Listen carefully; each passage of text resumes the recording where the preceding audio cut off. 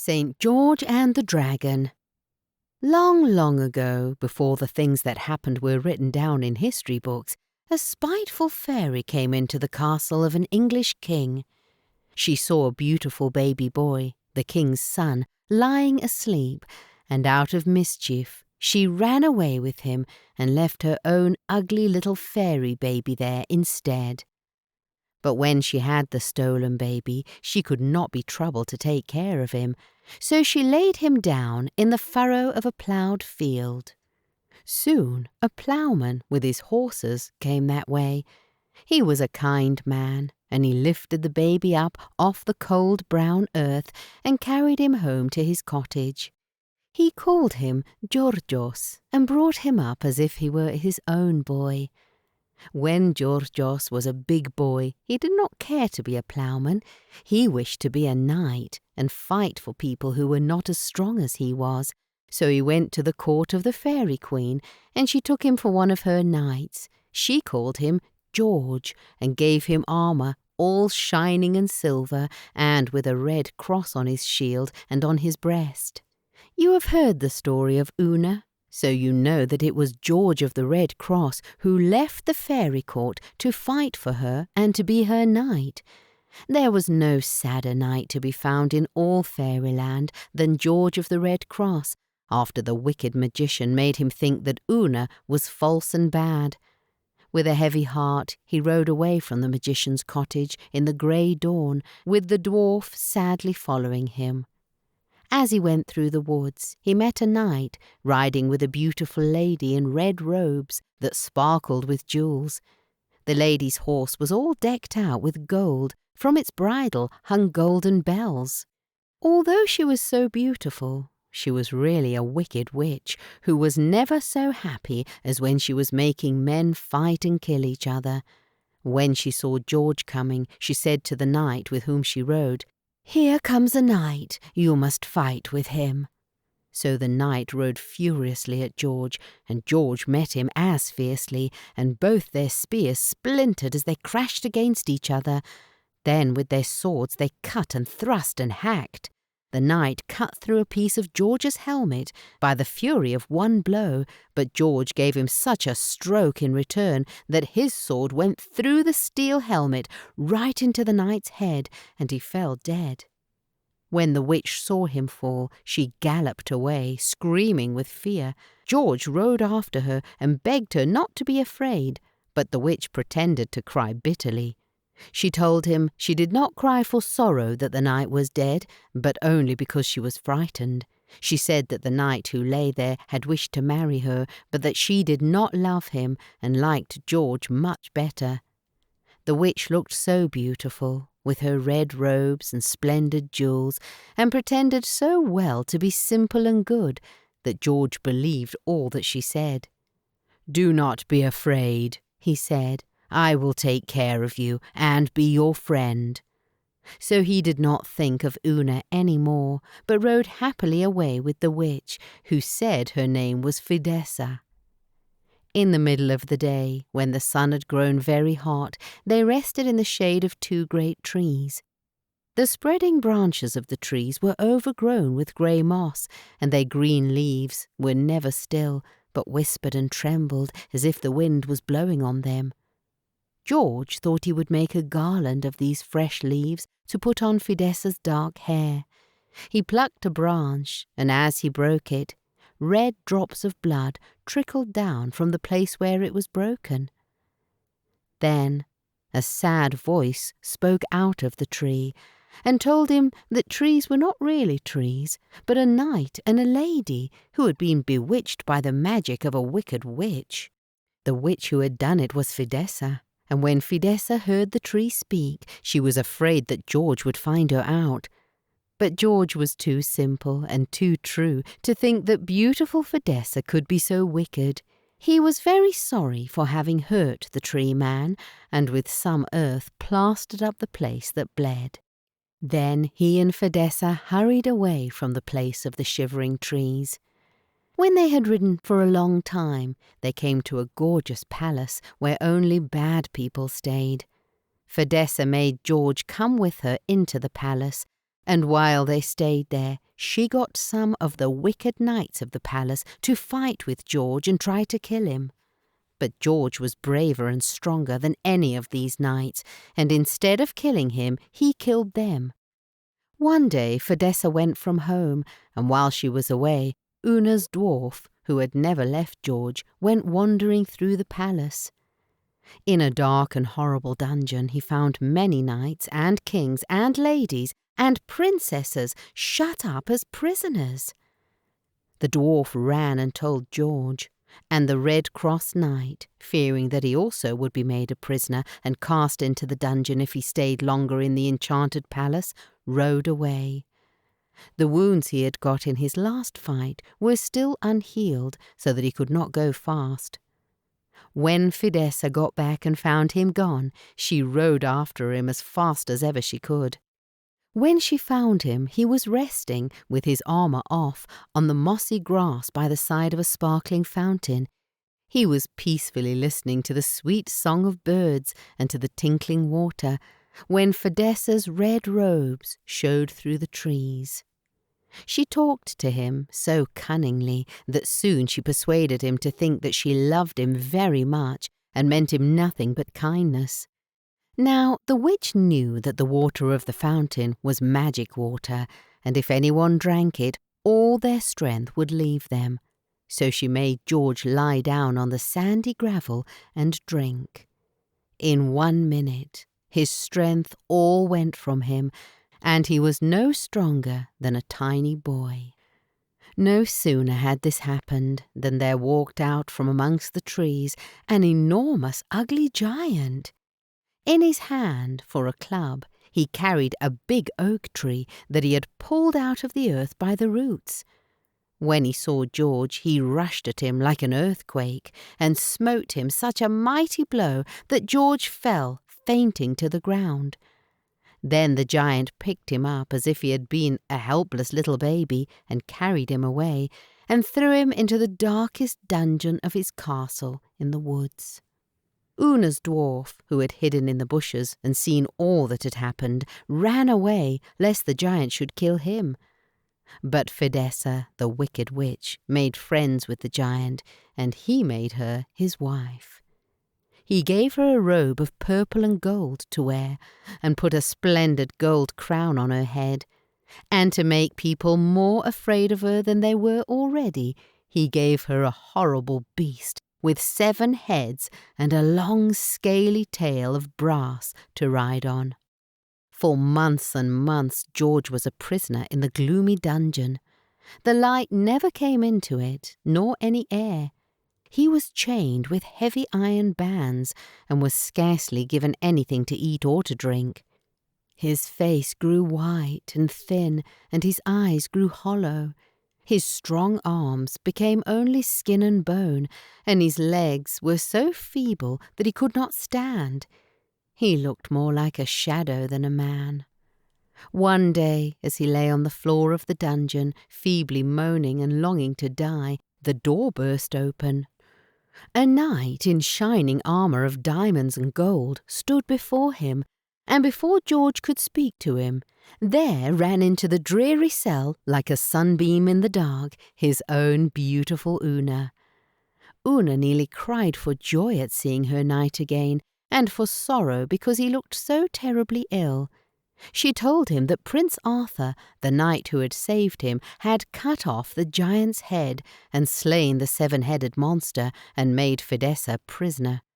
Then Prince Arthur tore off Fidessa's robe of purple and gold, and her golden crown, and all her sparkling jewels, and all her beauty faded away, and she looked like the hideous, wicked old witch that she really was.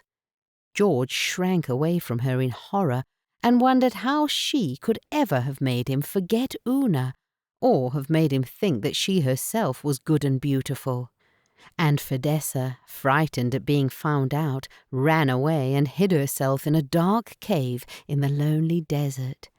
Then Una took George, who was now no stronger than a little child who had been ill, to an old house not far away from the giant's castle. It was called the House of Holiness.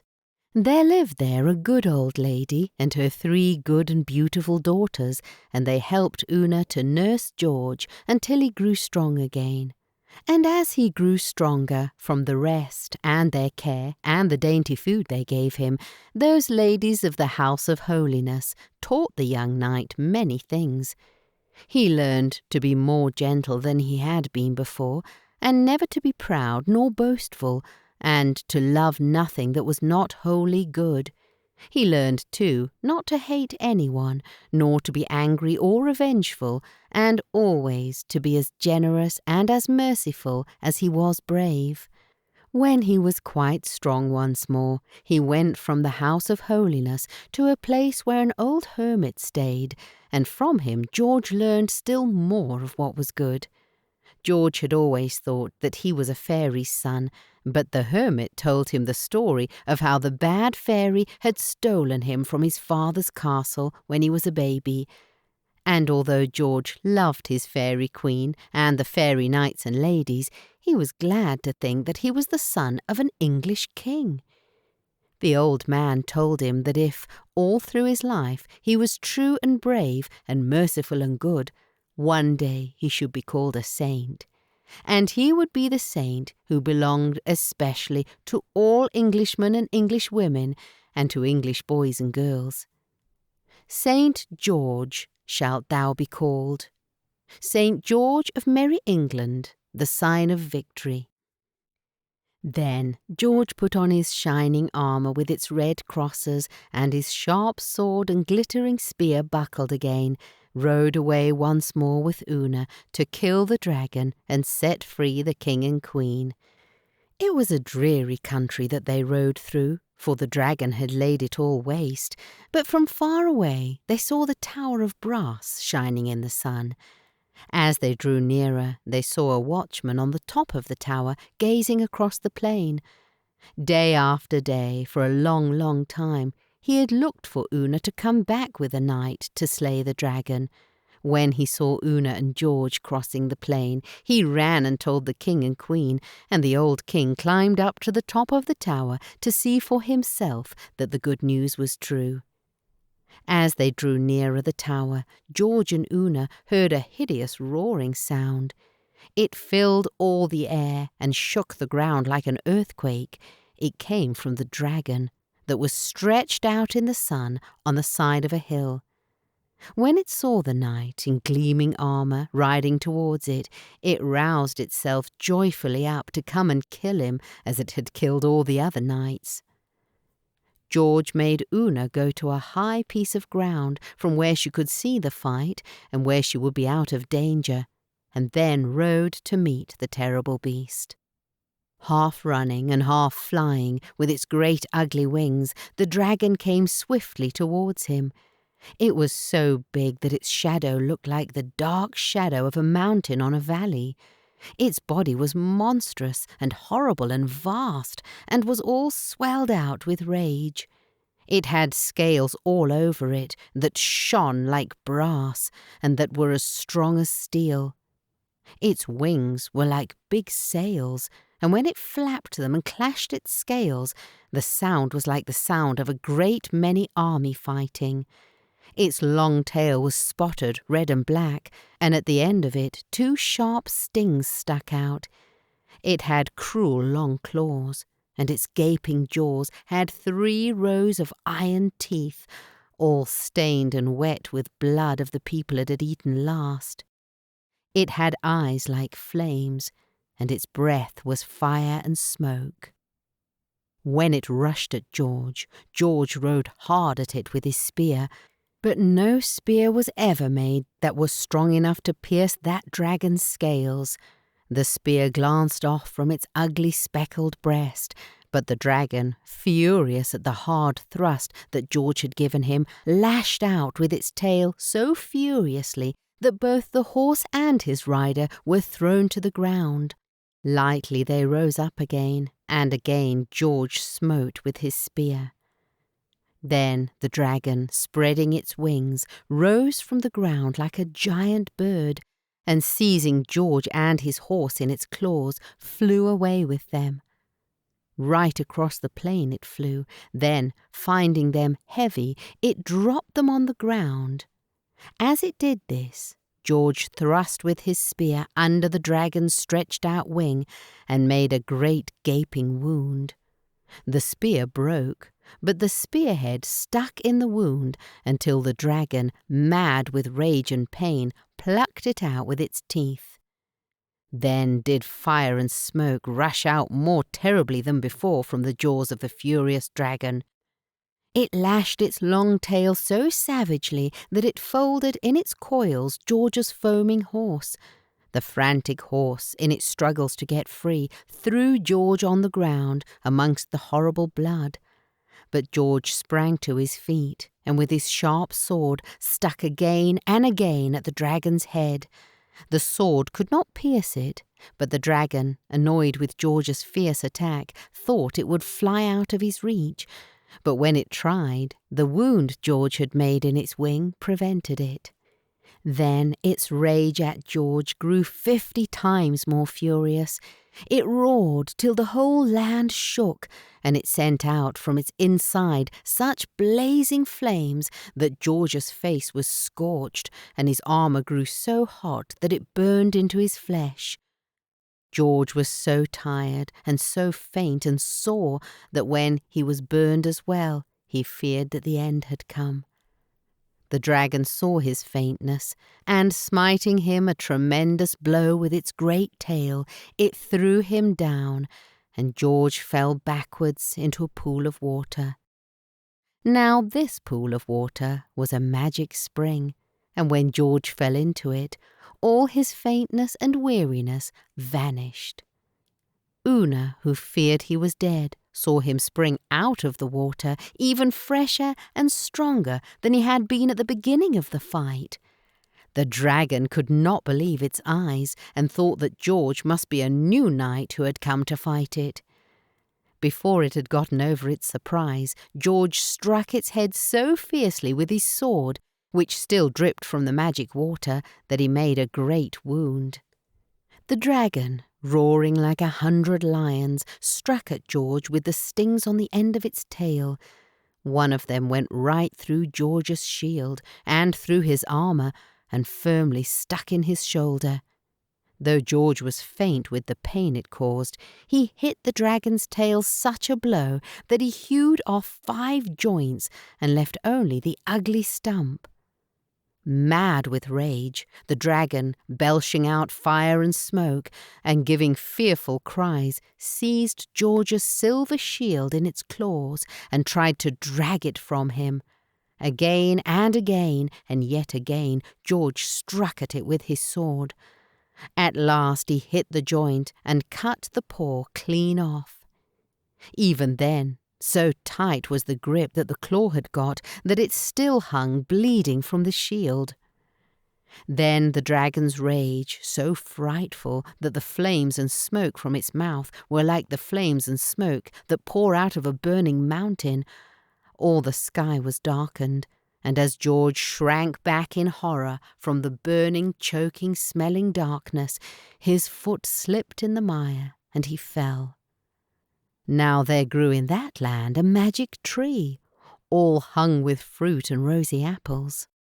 From the trunk of the tree there flowed a little stream of sweet balm that could cure even deadly wounds and make weak people strong. The dragon was afraid of this tree and its magic stream and dared not go near it. All night George lay as if he were dead, and Una, on the hillside, waited with a heavy heart for morning to come. He lay so close to the magic tree that the dragon dared not come near him, but it thought that he must have died of his wounds. When the black night had rolled away and daylight spread over the land, George arose from his sleep. His wounds were all healed by the magic balm, and he was stronger than before.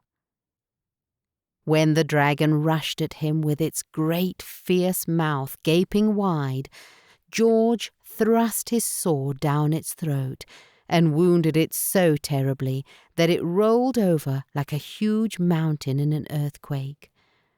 The ground shook as it fell, and the last breaths that it drew stained the beautiful morning sky like smoke from a furnace. At first it seemed to Una too good to be true that the dragon was dead, but when the last of the black smoke had cleared away and the monster lay quite still, she knew that George had won the fight and slain the dragon. The watchman on the brazen tower had also seen the dragon fall, and so the king had the gates of brass that had been closed for so long thrown wide open. With sounds of trumpets and shouts of joy, the king and queen and their people came out to greet George and Una, and to thank George, who had saved them and their land from the horrible dragon. The people crowded around the dead body of the monster. The children wished to look at it closely, and when a bold little boy took hold of its claw, his mother screamed in fright and dragged him back.